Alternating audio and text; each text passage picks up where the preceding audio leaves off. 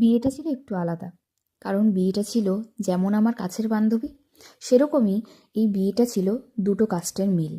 মানে একটা ছিল বাঙালি মতে, আরেকজন ছিল আদিবাসী মতে। তাই দুই সম্প্রদায়ের নিজস্বতা খুব সুন্দর করে এখানে মেলবন্ধন ঘটেছে। আর বিয়ে বাড়িতে খাওয়া দাওয়া হবে না তা কি হতে পারে? নিজের বিয়েতে না খাওয়া দাওয়া তেমন হয় না, কিন্তু বান্ধবীর বিয়েতে মজা, সাজগোজ আর খাওয়া, এই তিনটা তো মানে জম্পেশ হয়। এখানে ছিল প্রথমেই স্যালাড, তারপরে ডিমের ডেভিল, তারপরে পাঁপড় ভাজা, সাদা ভাত, তাতে ছিল নবরত্ন ডাল। আর কার কার সাথে হয়, যেখানে ডাল দেওয়ার কথা বলবেন তার উল্টো দিকেই দেয়। তাই জন্য আমি ভালো করে দেখিয়ে দিয়েছিলাম, এইখানেই দেবেন, এইখানেই।